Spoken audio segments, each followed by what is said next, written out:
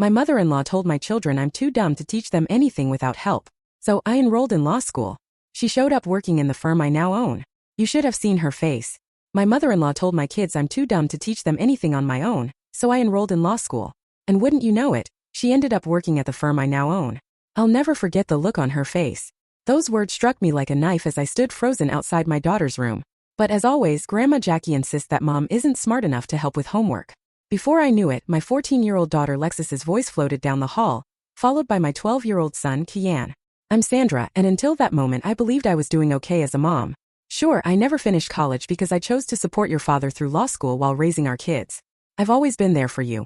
Cooking, cleaning, helping with projects, and cheering at every game and recital. And yet somehow, my mother-in-law managed to convince you that I'm stupid. Your mother means well, dear. Jacqueline had cooed just yesterday at our weekly family dinner, patting my hand in a condescending way. Maybe you should call me when you need help with your AP classes. After all, we want you to keep those grades up, don't we? I gripped my fork tighter while Prince suddenly lost interest in his mashed potatoes. He never stands up to his mom, well, not really. I helped Alexis with her last history project, I reminded him. She got an A. Jacqueline's tinkling laugh, the one that sends shivers down my spine, filled the room. Oh, sweetheart. Anyone can stick pictures on a poster board. I'm talking about real academic help. Hearing you echo her words was the final straw. I pushed open the bedroom door. Is that what you really think? I demanded. Both of you jumped. Lexus's face flushed red, but she lifted her chin defiantly. Well, you didn't even finish college, Mom. And you're always asking Dad for help with the big words in the newspaper, Kian added. I sat on Lexus's bed and asked, do you know why I never went to college? You both shook your heads. Because I chose to support your father through law school instead. Someone had to work to pay the bills and someone had to take care of you. That was my choice. It doesn't make me stupid. But then, Grandma Jackie chimed in. Grandma Jackie doesn't know everything. My voice came out sharper than I intended. Taking a deep breath, I continued. Did you know I had a full scholarship to UCLA before I met your father? Your eyes widened in surprise. Mom, why didn't you ever tell us? Lexus asked. Because I've never regretted putting our family first, I replied, feeling a plan forming in my mind. Maybe it's time for a change around here. That very evening, I confronted Prince in our bedroom. Your mother needs to stop undermining me in front of the kids, I said. He sighed and loosened his tie. She means well, Sandra, does she? Because today I heard our children say you're too stupid to help with their homework. Is that really meaning well? I shot back. She's just old-fashioned. She thinks I'm beneath you because I'm just a housewife. And now our kids believe it too. I felt tears rising but held them back. When was the last time you defended me to her? His silence answered for him. I'm going back to school, I declared. Prince's head snapped up. Law school, he asked. The idea had been brewing all afternoon. And now that I said it out loud, it felt right. I'm going to show our children, and your mother exactly what I'm capable of. Law school, Sandra? That's years of intense study, he cautioned. Are you saying you can't do it? He backpedaled quickly. No, of course not. I just mean it's a big commitment. What about the kids? They need to see their mom as someone worthy of respect. Right now, thanks to your mother, they don't. I walked toward the door and then turned back. I'm doing this, Prince. Either support me or get out of my way. That night I lay awake planning.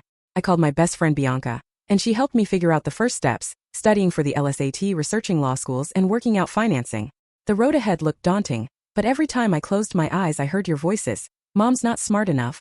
I thought, Jacqueline, just wait and see. I'm done being the quiet, accommodating daughter-in-law. I'm done letting you shape how my children see me. You want to talk about intelligence? Let's see how you handle it when I have a law degree. I eventually drifted off, dreaming of leather-bound law books and the sweet satisfaction of proving everyone wrong. Later at a cafe, Bianca nearly spat her coffee out when I mentioned law school. Law school, she exclaimed. Thanks for the vote of confidence, I mumbled, stirring my untouched latte. No, that's not what I meant. She reached across the table, grabbed my hand and said, honestly, it's brilliant. It's exactly what you need to do. I smiled, feeling the first spark of excitement since making my decision. Really? I asked. Absolutely. That's exactly what Jacqueline needs to see, what you're made of. And your kids need to see their mom crush it. Bianca shook her head. I even bought LSAT prep books yesterday, I added, pulling one from my bag. Prince nearly choked when he saw the receipt. Speaking of Prince, how's he taking all this? I sighed. He says he supports me, but I can tell he's worried about how his precious mother will react. When are you planning to tell her? Bianca asked. Sunday dinner, I replied. Should be fun. I tried to laugh, though it came out more like a resigned sigh. Sunday arrived all too quickly. I'd spent the week buried in LSAT prep, surprised at how much I was actually enjoying it. Logic puzzles that once seemed impossible were starting to make sense. At exactly 6 p.m., Jacqueline's perfectly coiffed head appeared in our doorway. Something smells interesting, she said, sniffing the air. It's cockerel, isn't it? I replied. I've been taking French cooking classes, I added. Oh, finally trying to better yourself? How nice, she cooed, patting my cheek as she passed. I silently counted to 10. At dinner, after everyone had started eating, I dropped my bombshell. I've decided to go to law school. The clatter of silverware was almost comical. Jacqueline's fork froze halfway to her mouth. I'm sorry, dear. I must have misheard you. No, you heard correctly. I sipped some water and maintained eye contact. I'm studying for the LSAT now, and I plan to apply for admission next fall. Jacqueline's laugh was sharp enough to cut glass. Darling, law school isn't like those cooking classes. It requires intellectual rigor, Mom, Prince warned. But Jacqueline waved him off. I'm simply being realistic, Sandra. Dear, know your limitations. There's no shame in being. She paused delicately, domestic like you. Before I could stop myself, I blurted. Weren't you just complaining last week about having to ask Prince for help with your taxes? The room seemed to drop in temperature. How dare you? Jacqueline shouted, her face flushing. I raised a successful son, a son. I helped put through law school. And now it's my turn. Mom's really good at the practice tests. Lexis piped up unexpectedly. I saw her scores yesterday. Jacqueline turned to her granddaughter. Sweetheart, there's a huge difference between practice tests and actual law school. Your mother would be competing against people who have certain advantages. Like what? I challenged. A trust fund, a country club membership, or maybe just your approval, she retorted. Prince, he began, but I cut him off. No, I want to know exactly what advantages I'm lacking. Please, Jacqueline, enlighten us. She stood abruptly, dropping her napkin. I will not sit here and be attacked in my son's home by his wife, the mother of his children, the woman who's about to prove you wrong about everything you've ever said about her. This is ridiculous, she spat. Prince, are you going to let this happen? He asked, looking between us. Then slowly he set his fork down. Actually, Mom, I think Sandra will make an excellent lawyer. The silence that followed was deafening. Jacqueline's mouth moved like a fish out of water. I think we're done with dinner, I said calmly, standing up. Lexis, Kian, please help clear the table. This isn't over, Jacqueline hissed as she gathered her things to leave. You're making a fool of yourself. And worse, you're embarrassing my son. I held the door open for her. You know what, Jacqueline? You're right about one thing. This isn't over, it's just beginning. After she left, Prince wrapped his arms around me. That was intense. Are you mad? He asked, kissing the top of my head. No, I'm proud. And a little scared of you, I laughed, feeling lighter than I had in years. Good, because I meant every word. I'm doing this. Later that night, I called Bianca to recount the evening. You really said that to her face? She squealed. God, I wish I'd been there. It felt good, I admitted. Really good. But now I have to back it up. You will, Bianca said firmly. I'll help you every step of the way. I hung up and opened my LSAT prep book. More determined than ever. Jacqueline had unknowingly given me the fire I needed to prove her wrong. Mom, where's my soccer uniform? Tian shouted from upstairs. Laundry room. I called back while marking another passage in my LSAT prep book. Third shelf, Mom. Can you proofread my essay? Lexis appeared in the doorway, laptop in hand. Give me 5 minutes to finish this section. I glanced at the kitchen clock. 6:45 a.m. The kids had 20 minutes to get to school, and I had my LSAT prep course at 9. 6 months had passed since that explosive dinner with Jacqueline, 6 months of juggling household duties, kids' activities, and intensive studying. Dark circles had become my permanent accessory, but my practice test scores kept climbing. This doesn't make sense, Lexis said, peering over my shoulder at a logic puzzle. How can you understand this stuff? I smiled. Just like you get algebra through practice and persistence. Then the doorbell rang unexpectedly. I opened it to find Jacqueline, immaculately dressed as always. I thought I'd drive the kids to school today, she announced, breezing past me. Gives you more time for your studies. The way she said studies made it sound like a dirty word. That's not necessary, I began, but Kian was already bounding down the stairs. Cool, Grandma Jackie, can we stop for breakfast? He asked. Of course, darling, anything you want, she replied with a triumphant smile, clearly pleased that she had time for her grandchildren. I bit my tongue, remembering my therapist's advice about choosing my battles. Fine kids, have a good day, I said. After they left, I threw myself into studying until it was time for my prep course. The local library had become my second home. Today I arrived to find an unexpected ally. Sandra Moses, a retired judge who volunteers at the library, waved me over. I was hoping you'd come in today. I have something for you. She pulled out a stack of old law school textbooks. These helped me through my first year. They're yours if you want them. I haven't even taken the LSAT yet, I protested. But you will, and you'll pass, she leaned forward. I've been watching you study here every day. You have what it takes, that determination and something to prove. She winked. The best lawyers always do. Later that afternoon, I was deep into a practice test when my phone buzzed with the text from Prince's mother.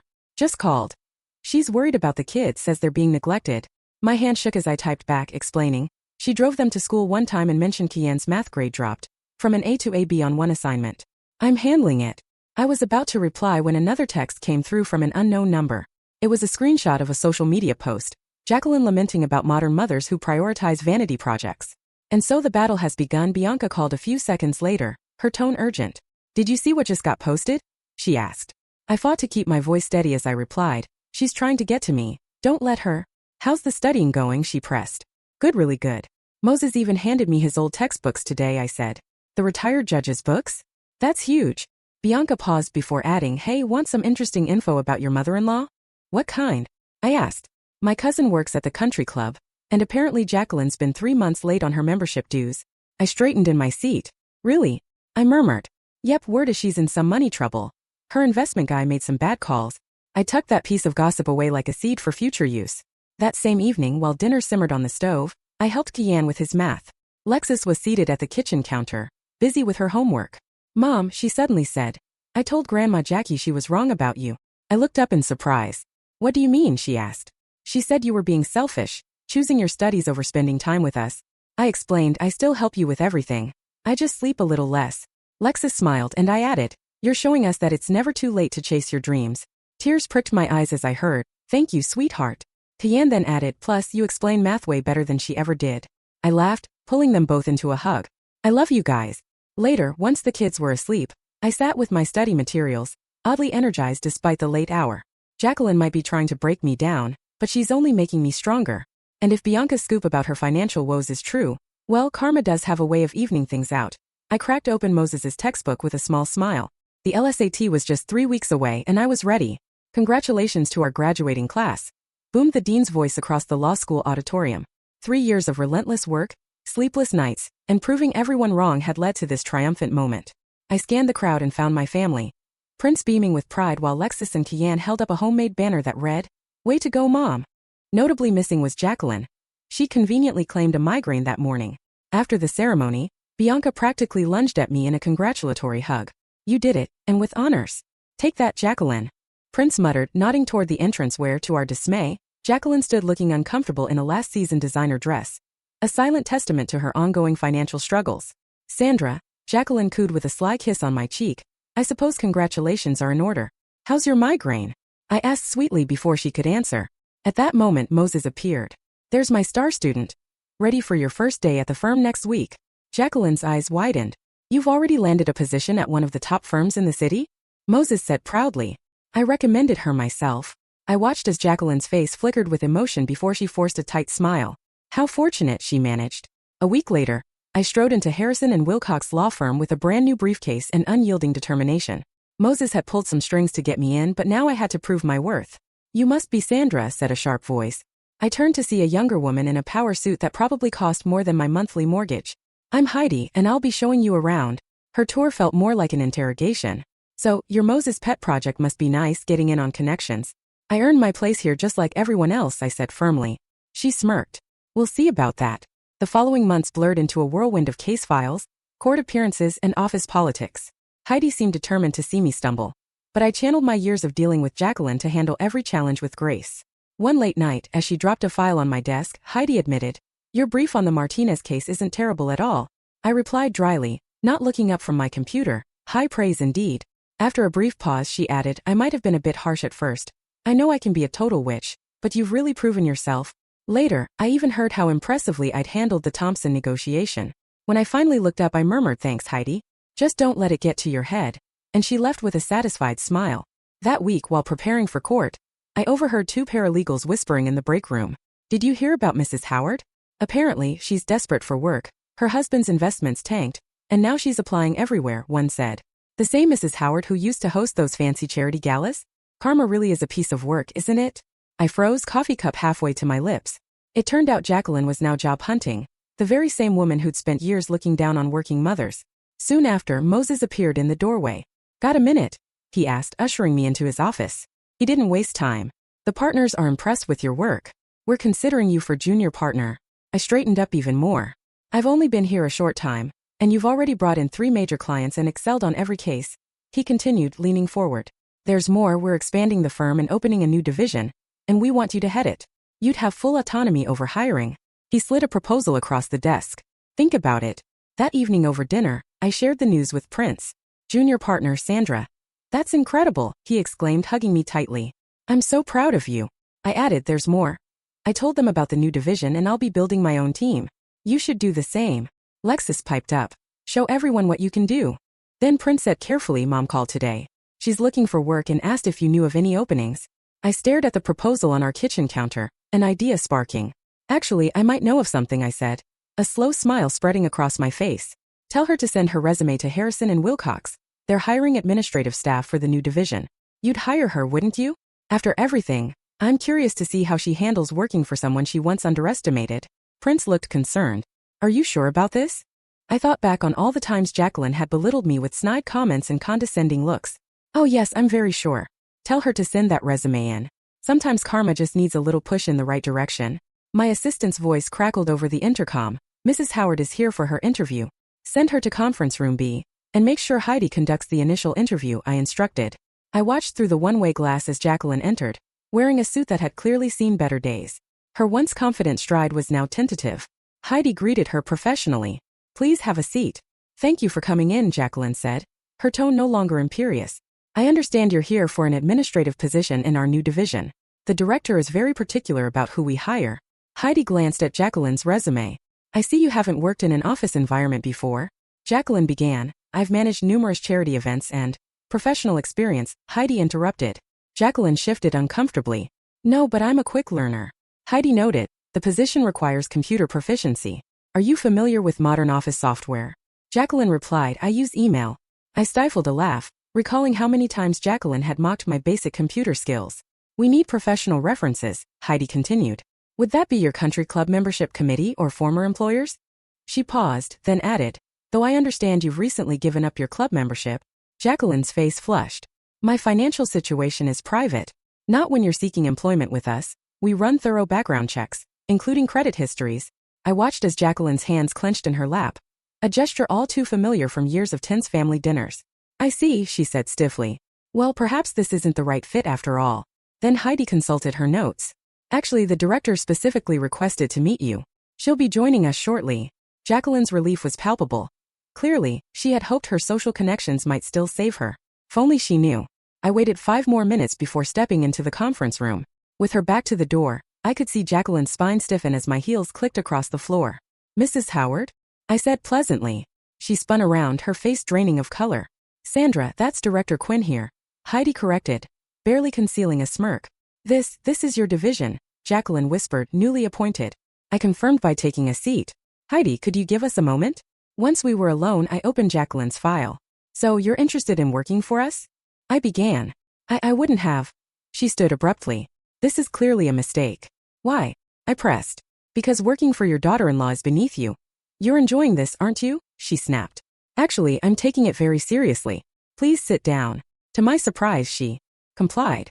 I stated plainly, your financial situation is dire. Your investment advisor lost most of your savings, your house is heavily mortgaged, and you need this job. How dare you? I dare, she retorted. Because I'm in a position to help you, despite everything your family has done. Unlike some, I don't believe in using family connections to tear others down. That struck her hard and she looked away. The position is yours if you want it, I continued.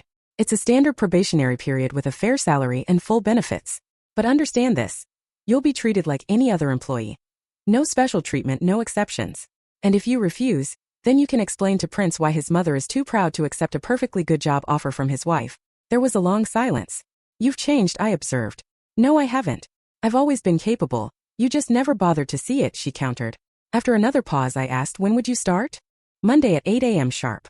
Heidi will be your direct supervisor. Heidi? But she's half my age, she exclaimed. Welcome to the corporate world, Jacqueline.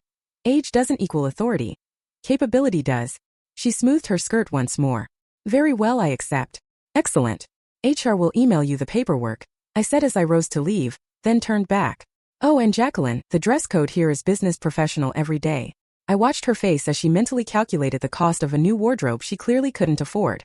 I'm sure you'll figure it out, I added sweetly. After all, you're a quick learner. After she left, Heidi burst into my office. That was beautiful. Did you see her face when you walked in? Keep an eye on her, she said. I replied firmly, no special treatment but no targeting either. You're nicer than I would be. No, I'm smarter, she quipped. Success is the best revenge, I agreed, adding, and having Jacqueline witness my success up close, that's priceless. That evening I told Prince everything that had happened, and he hugged me tight with pride. Knowing that our journey was only just beginning, Prince asked about his mother's new job. How did she take it, he said. About as well as you'd expect, I murmured, curling up next to him on the couch. I thought about Monday morning, when Jacqueline would have to answer to me. Oh yes, I'm very sure, I replied softly. Sometimes the best lessons come from walking in someone else's shoes. At 8:15 a.m., 3 weeks into her employment, Heidi announced sharply, "You're late, Mrs. Howard." Jacqueline rushed into the office apologizing that the traffic was awful, and that she had to take the bus because her car was in the shop, while everyone else managed to be on time. Heidi cut in. Even those who take public transportation are expected to be punctual. I watched from my office as Jacqueline's shoulders tensed. She clearly wasn't used to being on the receiving end of authority. These files need to be on your desk by noon, Heidi ordered, dropping a stack of folders on Jacqueline's desk. And Director Quinn needs the Thompson briefs proofread before the 2 p.m. client meeting. I haven't finished yesterday's filing yet, Jacqueline protested. Then work through lunch, Heidi said briskly as she walked away. I caught Jacqueline muttering under her breath, the same kind of snide remark she used to make at family dinners. Later, Sandra Moses appeared in my doorway. Got a minute? He asked, closing the door behind him. How's your mother-in-law working out? She's struggling, I admitted. But she's trying. I even overheard her snapping at the junior associates yesterday. I know, old habits die hard, Moses said, leaning forward. Sandra, I understand what you're doing. But don't let personal satisfaction cloud your professional judgment. I won't, I promised. Give her 1 more week. If she doesn't improve, I'll handle it. That afternoon, while passing the break room, I overheard Jacqueline say, "It's absolutely ridiculous. That girl, Heidi, is barely out of law school, and she thinks she can order me around like I'm some servant." Hey, that girl is your supervisor, another voice replied. And you're the one who applied for an entry-level position. Well, I never expected to be treated like regular staff, Jacqueline snapped. Because you're Sandra's mother-in-law, maybe you need to prove yourself more than anyone. I decided to step in. Mrs. Howard, I said firmly, how are those Thompson briefs coming along? I'm working on them, she mumbled. Good. I need them on my desk by 1:30, I instructed, pouring myself some coffee and leaving while feeling their eyes on my back. Around 1 o'clock, Heidi knocked on my office door. We have a situation, she said. Your mother-in-law made Rebecca cry. Rebecca, our newest paralegal, fresh out of school and eager to learn, had asked for help finding a file, and Jacqueline told her she was too incompetent to work here and should go back to serving coffee. I closed my eyes briefly and then sent both of them to my office separately. Rebecca came in first, eyes still red. I'm sorry, Director Quinn. I didn't mean to cause trouble. You didn't tell me exactly what happened, I said after hearing both sides. I then called Jacqueline back in, closed the door, and instructed her to sit down. Sandra, I said, 3 weeks ago you accepted a position here with clear expectations. Be professional, respectful, and cooperative. You failed on all counts. You're consistently late, your work is slow and incomplete, and you treat your colleagues with contempt, the very behavior you use to criticize in others. This isn't about our personal history. It's because you're not meeting the standards of this job. The fact that you're my mother-in-law is the only reason you're receiving a warning instead of being fired. Jacqueline sat up straighter. Are you threatening me? I'm giving you one last chance, I said. Starting tomorrow, you'll shadow Maria in accounting. She's agreed to retrain you on basic office protocol and professional behavior. You'll report to her for the next 2 weeks. That's ridiculous. I don't need that, she snapped. Those are your options. Take the training or submit your resignation. Silence stretched between us before she finally asked. You're enjoying this, aren't you? Actually, no. I'm disappointed. I thought you'd rise to the challenge and show the strength you always claimed to have. Instead, you're confirming every doubt I had about hiring you. Her face flushed. I'll take the training, she said quietly. Good. Report to Maria at 8 a.m. sharp tomorrow. And Jacqueline, I added, meeting her eyes. You owe Rebecca a sincere apology. After she left, I called Heidi in. Keep an eye on her with Maria, I instructed. If she steps out of line, Heidi nodded. You know, for what it's worth, I think you're handling this better than most would. Sometimes the hardest part of revenge is showing mercy when you could easily be malicious. Heidi grinned. Wait until she finds out about next week's staff meeting. I couldn't help but smile back. The quarterly all-hands meeting was set to begin in 5 minutes, and Jacqueline sat in the back row, nervously adjusting her discount store blazer. 2 weeks of training with Maria had humbled her a bit, but today would be the real test. Everyone, please take your seats, Moses announced from the podium as the staff filed in. Heidi caught my eye and winked. Moses continued, I'm pleased to announce that our new division, under Director Quinn's leadership, has exceeded all quarterly projections by 30%. Applause filled the room. I saw Jacqueline shift uncomfortably in her seat. And speaking of Director Quinn, Moses smiled. I'll let her take over from here. I walked to the podium, my heels clicking on the hardwood floor. Thank you, Moses. As many of you know, when I started here as a first-year associate, I had a lot to prove. Jacqueline once said I wouldn't make it, that I was too old to start a legal career, too domestic to succeed in corporate law. I paused, locking eyes with Jacqueline. They were wrong. Success isn't about where you come from or who believes in you. It's about believing in yourself and proving your worth through hard work. I opened my folder. Today's announcements: Rebecca, our bright new paralegal, has done exceptional work on the Thompson case. Starting next month, she's being promoted to junior case manager. Rebecca's eyes filled with tears as colleagues congratulated her. Maria, I continued, your mentoring program has delivered remarkable results. The board has approved your proposal for a company-wide training initiative, along with a pay raise and title change. Maria beamed and even shot a pointed look toward Jacqueline. Finally, I'd like to address our newest employees. I pulled out another paper. Mrs. Howard, Jacqueline, your recent performance under Maria's guidance has shown significant improvement. While you still have much to learn, your willingness to adapt is noted. You'll be moving to the corporate compliance team, where your attention to detail will be an asset. Scattered applause followed as Jacqueline's face showed confusion, unsure if this was a promotion or a lateral move. Remember, I concluded, at Harrison and Wilcox we believe in second chances, but we also believe in earning your place. Thank you all. As people filed out, Jacqueline approached the podium. Director Quinn. May I have a word in your office? Once we were alone, she didn't sit. Why are you doing this? Recognizing good work? Managing my division? No, this whole process, hiring me, making me train under people half my age, and now this new position, is about helping you see your own potential. Would you prefer I fired you? No, she deflated slightly. I don't understand why you're helping me. Sit down, Jacqueline, I said. She obeyed. Do you remember when I announced I was going to law school, and you said I should know my limitations? She nodded slowly. Well, I did know my limitations, but I also knew they were temporary. Every obstacle can be overcome with enough determination. This isn't about making you humble. It's about showing you that the qualities you once mocked in me, adaptability, willingness to learn, and starting from the bottom, are exactly what you need now. Tears welled in her eyes. I was wrong about you. I know, and I'm sorry, I continued. I was so wrapped up in my own importance that I couldn't see the strength in others, especially in you, Jacqueline. Working here under your supervision has been humbling and enlightening. You could have crushed me, but you instead taught me dignity when I had none. Everyone deserves a chance to reinvent themselves. You did more than reinvent yourself, she whispered. You became someone better while staying true to who you are. A moment of silence passed as old wounds began to heal. I added, all those years I spent trying to prove you wrong, the biggest victory wasn't proving anything at all. It was finding peace with who I am and showing you that you still have so much to learn. Her phone buzzed. A text from Kian. Grandma Jackie's been helping me study after work. I showed Jacqueline the message. Her eyes filled with tears.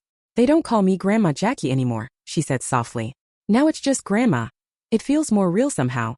Real is good, I agreed. Real is what we build on. At that moment, Prince appeared in the doorway, ready to head home.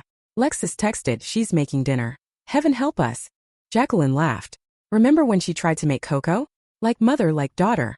I laughed too, recalling my early cooking disasters, as we walked to the parking lot together. In that moment, director, corporate compliance officer, daughter-in-law, husband, and mother-in-law all under one roof. I realized something profound. Success isn't just about proving others wrong. Sometimes it's about proving to yourself that you can rise above the need for revenge, turn adversaries into allies, and help others grow alongside you. Race you home, Prince suggested. Winner gets to critique Lexus cooking. Jacqueline grinned. Game on.